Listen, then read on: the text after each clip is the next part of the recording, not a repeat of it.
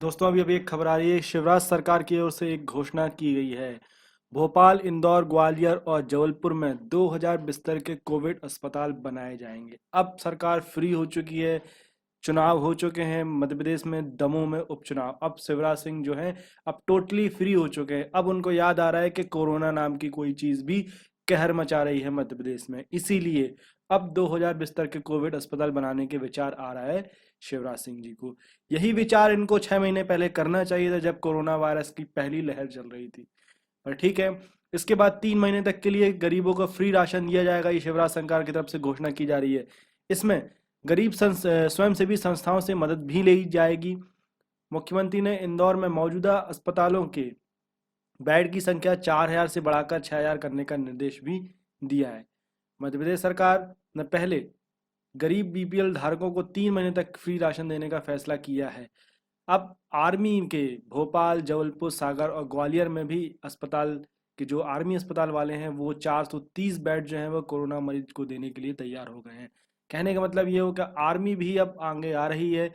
उनके पास जो अपने अस्पतालों में रिजर्व बेड रहा करते हैं, जहाँ पे अभी आर्मी वाले अभी फिलहाल अच्छी बात है कि उनको कोरोना पॉजिटिव वो नहीं निकल रहे हैं। तो इसीलिए वे सभी की मदद करने के लिए 430 बेड जो है वो मदद के लिए देना चाहते हैं भोपाल, जबलपुर, सागर और ग्वालियर में। इनमें से भोपाल में 150, जबलपुर में 100, सागर में 40 और ग्वालियर में 40 बेड देने की व्यवस्था की जाएगी।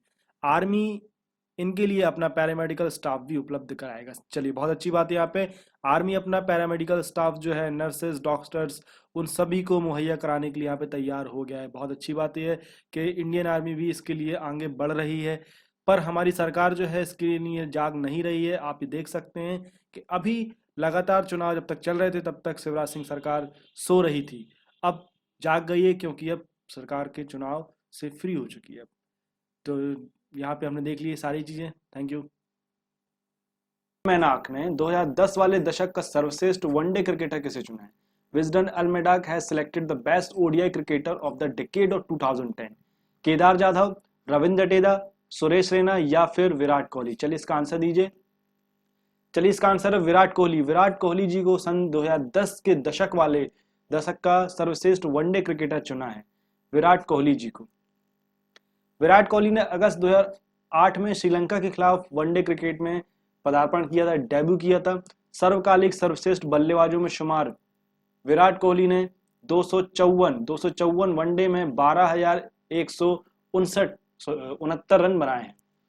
विजडन की सर्वश्रेष्ठ क्रिकेटर की लिस्ट में आने वाले विराट कोहली तीसरे भारतीय खिलाड़ी हैं।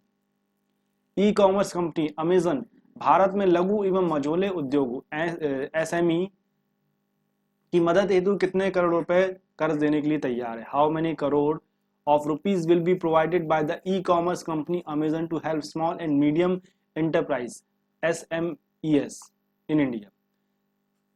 1,373 करोड़ रुपए, 1,873 करोड़ रुपए, 1,173 करोड़ रुपए या फिर 2,173 करोड़ रुपए? चलिए इसका आंसर दीजिए। E commerce company Amazon Bharat में लघु एवं मझोले उद्योगों के लिए, स्मॉल एंड मीडियम इंटरप्राइज जो हैं, उनकी मदद के लिए कितने करोड़ रुपए का कर्ज देने के लिए तैयार?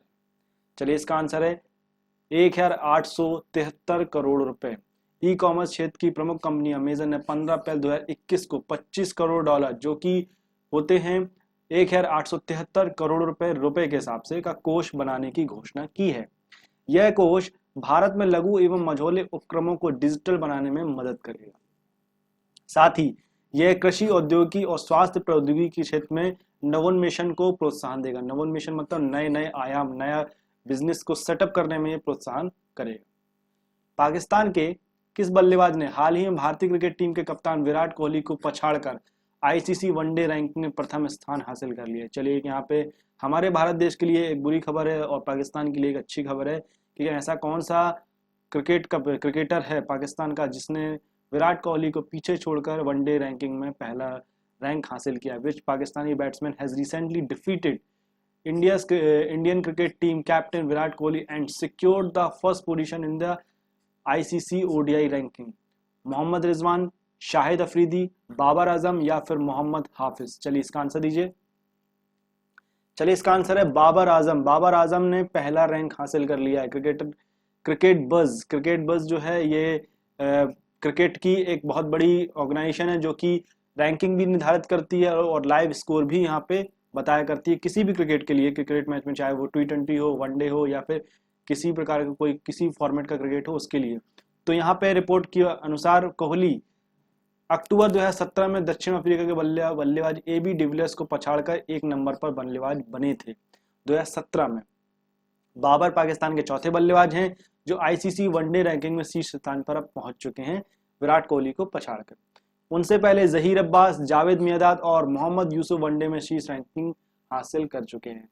भारत के पहले मानव युक्त अंतरिक्ष मिशन गगनयान में सहयोग के लिए इसरो और किस देश की अंतरिक्ष एजेंसी ने 15 अप्रैल 2021 को एक समझौते पर हस्ताक्षर किए? ISRO and which country space agency signed an agreement of 15 April 2021 for the cooperation in India's first manned space mission Gaganyaan. चलिए इसका आंसर दीजिए, जापान, पाकिस्तान, नेपाल या फिर फ्रांस। चलिए इसका आंसर दीजिए, भारत के पहले मानव युक्त अंतरिक्ष मिशन गगनयान में सहयोग के लिए इसरो और किस देश की अंतरिक्ष एजेंसी ने 15 अप्रैल 2021 को एक समझौते पर हस्ताक्षर किए हैं? चलिए इसका आंसर है फ्रांस। फ्रांस की जो स्पेस एजेंसी है, अंतरिक्ष एजेंसी, उसने हस्ताक्षर किए हैं इस एक समझौते के ऊपर। भारत के पहले मानव युक्त अंतरिक्ष मिशन गगनयान में इसके सहयोग के लिए इसरो और फ्रांस की अंतरिक्ष एजेंसी ने 15 अप्रैल 2021 को एक समझौते पर हस्ताक्षर किए। गगनयान मिशन के तहत सन 2022 में भारत की स्वतंत्रता की 75वीं वर्षगांठ के उपलक्ष्य में भारतीय भूमि से अंतरिक्ष यात्रियों को अंतरिक्ष में भेजने की योजना बनाई जा रही है। कोविड-19 महामारी की वजह से लगाए गए प्रतिबंधों के कारण मिशन में विलंब वैसे भी हो चुका है। किस देश के प्रधानमंत्री जोसेफ जूथ ने अपने पद से इस्तीफा दे दिया? Which country's prime minister Joseph Jouthe has resigned from his post? Haiti, Iraq, Iran या फिर अंगोला? चलिए इसका आंसर दीजिए। चलिए इसका आंसर है हैती। हैती देश के प्रधानमंत्री जोसेफ जूथ ने अपने पद से इस्तीफा दे दिया। क्यों दे दिया ये भी देखते हैं। वे मार्च 2020 से प्रधानमंत्री के पद पर थे। जोसेफ जूथ ने पहले भी इस्तीफा देने की कोशिश की थी लेकिन राष्ट्रपति जोवेनल मोसी ने नामंजूर कर दिया था। इस बार राष्ट्रपति ने उनका त्यागपत्र स्वीकार कर लिया और क्लॉड जोसेफ को हैती का नया प्रधानमंत्री मनोनीत किया गया है। अमेरिका के राष्ट्रपति जो बाइडेन ने किस देश से सभी अमेरिकी सैनिकों को वापस बुलाने की 1 मई की समय सीमा को बढ़ाकर 11 सितंबर करने का फैसला किया है? US president Joe Biden has decided to extend the May 1 deadline to withdrawal all US troops from which country to September 11? Pakistan, Afghanistan, Iraq या फिर ईरान? चलिए इसका आंसर दीजिए। अमेरिका के राष्ट्रपति ने अमेरिकी सैनिकों को वापस बुलाने के लिए जो समय सीमा थी 1 मई उसको बढ़ाकर 11 सितंबर करने का फैसला किया है। किस कंट्री के साथ में? चलिए इसका आंसर है अफगानिस्तान। अफगानिस्तान में जो आर्मी डिप्लॉय थी, सेना डिप्लॉय थी अमेरिका की, उसको वापस बुलाने की जो लिमिट रखी थी 1 मई को, उसको बढ़ाकर 11 सितंबर कर दिया है। अमेरिका के राष्ट्रपति ने युद्धग्रस्त अफगानिस्तान से सभी अमेरिकी सैनिकों को बुलाने की जो सीमा थी उसको बढ़ाकर 11 मई कर दिया, जो कि 11 मई क्या है, सॉरी 11 सितंबर क्या है, 9/11 जो हमला हुआ था उसकी 20वीं वर्षगांठ रहेगी। बाइडेन ने अफगानिस्तान में शेष बचे अमेरिकी सैनिकों को बुलाने और अंत में 20 साल बाद वहां जारी अमेरिकी युद्ध को समाप्त करने का फैसला भी किया है। अफगानिस्तान में फिलहाल 2500 अमेरिकी सैनिक हैं। किस केंद्रीय मंत्री ने हाल ही में इट स्मार्ट सिटीज चैलेंज और transport for all challenge launch किया? Which union minister had recently launch eat smart cities challenge and transport for all challenge? Prakash Javadekar, Harishankar Prasad, Hardeep Singh Puri या फिर पीयूष गोयल? चलिए इसका आंसर दीजिए। चलिए इसका आंसर है हरदीप सिंह पुरी, केंद्रीय मंत्री हैं ये। केंद्रीय मंत्री हरदीप सिंह पुरी ने 15 अप्रैल 2021 को इट स्मार्ट सिटीज चैलेंज और transport for all challenge launch किया। यह आयोजन वर्चुअल माध्यम से किया गया है। इट स्मार्ट सिटीज चैलेंज शहरी आबादी को सही भोजन विकल्प बनाने और स्वास्थ्य और खुशहाल राष्ट्र बनाने में मदद करेगा। तो दोस्तों ये तो हमने देख लिया 17 अप्रैल के करंट अफेयर्स के क्विज देख लिए और यहाँ पे हमने देख लिया कि एंजल ब्रोकिंग के जो सीईओ हैं और एमडी उनका एक दुखद निधन हुआ है। सोनू सूद जी को कोरोना वायरस पॉजिटिव पाए गए हैं ये, और साथ ही साथ में हमने और भी कुछ क्वेश्चंस को देखे जो कि 17 अप्रैल के करंट अफेयर्स से संबंधित थे। आशा करता हूँ आपको वीडियो जरूर पसंद आया होगा। अगर वीडियो पसंद आया तो प्लीज लाइक जरूर करिए और कमेंट करके मुझे बताइए कि आपके वीडियो कैसा लगा। Thank you.